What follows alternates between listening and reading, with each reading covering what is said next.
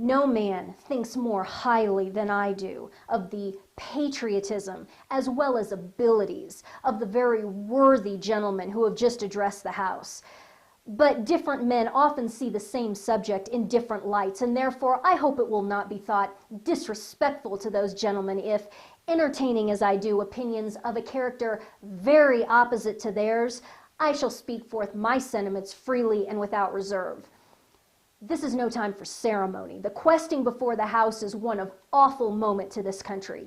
For my own part, I consider it as nothing less than a question of freedom or slavery, and in proportion to the magnitude of the subject ought to be the freedom of the debate. It is only in this way that we can hope to arrive at truth and fulfill the great responsibility which we hold to God and our country. Should I keep back my opinions at such a time, through fear of giving offense, I should consider myself as guilty of treason towards my country and an act of disloyalty towards the majesty of heaven, which I revere above all earthly kings. Mr. President, it is natural to man to indulge in the illusions of hope. We are apt to shut our eyes against a painful truth and listen to the song of that siren till she transforms us into beasts. Is this the part of wise men engaged in a great and arduous struggle for liberty? Are we disposed to be of the number of those who, having eyes, see not, and having ears, hear not, the things which so nearly concern their temporal salvation? For my part, whatever anguish of spirit it may cost, I am willing to know the whole truth, to know the worst, and to provide for it. I have but one lamp by which my feet are guided, and that is the lamp of experience. I know of no way of judging of the future but by the past. And judging by the past, I wish to know what there has been in the conduct of the British ministry for the last 10 years to justify those hopes with which gentlemen have been pleased to solace themselves and the House.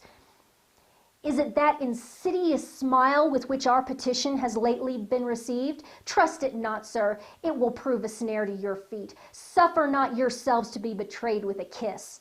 Ask yourselves how this gracious reception of our petition comports with those warlike preparations which cover our waters and darken our land. Are fleets and armies necessary to a work of love and reconciliation? Have we shown ourselves so unwilling to be reconciled that force must be called in to win back our love? Let us not deceive ourselves, sir. These are the implements of war and subjugation, the last arguments to which kings resort. I ask, gentlemen, sir, what means this martial array if its purpose be not to force us to submission? Can gentlemen assign any other possible motive for it? Has Great Britain any enemy in this quarter of the world to call for all this accumulation of navies and armies? No, sir, she has none. They are meant for us. They can be meant for no other. They are sent over to bind and rivet upon us those chains which the British ministry have been so long forging. And what if we to oppose them? Shall we try argument? Sir, we've been trying that for the last 10 years. Have we anything new to offer upon the subject? Nothing. We have held the subject up in every light of which it is capable, but it has all been in vain. Shall we resort to entreaty and humble supplication? What terms shall we find which have not been already exhausted? Let us not, I beseech you, sir, deceive ourselves. Sir, we have done everything that could be done to avert the storm which is now coming on. We have petitioned, we have remonstrated, we have supplicated, we have prostrated ourselves before the throne and have implored its interposition to arrest the tyrannical hands of the ministry and parliament. Our petitions have been slighted. Our remonstrances have produced additional violence and insult. Our supplications have been disregarded, and we have been spurned with contempt from the foot of the throne. In vain, after these things, may we indulge the fond hope of peace and reconciliation. There is no longer any room for hope. If we wish to be free, if we mean to preserve inviolate those inestimable privileges for which we have been so long contending, if we mean not basely to abandon the noble struggle in which we have been so long engaged and which we have pledged ourselves never to abandon until the glorious object of our contest shall be obtained, we must fight. I repeat it, sir, we must fight. An appeal to arms and to the God of hosts is all that is left us. They tell us, sir, that we are weak, unable to cope with so formidable an adversary. But when shall we be stronger? Will it be the next week or the next year? Will it be when we are totally disarmed and when a British guard shall be stationed in every house? Shall we gather strength by irresolution and inaction? Shall we acquire the means of effectual resistance by lying supinely on our backs and hugging the delusive phantom of hope until our enemies shall have bound us hand and foot? Sir, we are not weak if we make a proper use of those means which the God of nature hath placed in our power.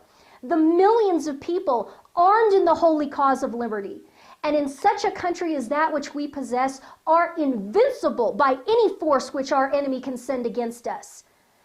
Besides, sir, we shall not fight our battles alone. There is a just God who presides over the destinies of nations and who will raise up friends to fight our battles for us. The battle, sir, is not to the strong alone. It is to the vigilant, the active, the brave.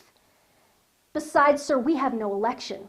If we were base enough to desire it, it is now too late to retire from the contest. There is no retreat, but in submission and slavery. Our chains are forged. Their clanking may be heard on the plains of Boston. The war is inevitable, and let it come. I repeat it, sir, let it come. It is in vain, sir, to extenuate the matter. Gentlemen may cry, peace, peace, but there is no peace. The war is actually begun. The next gale that sweeps from the north will bring to our ears the clash of resounding arms.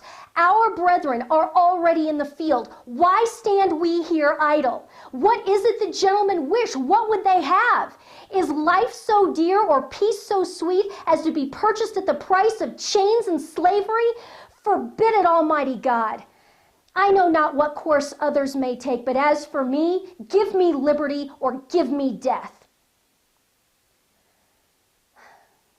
Patrick Henry, March 23rd, 1775. And me, today.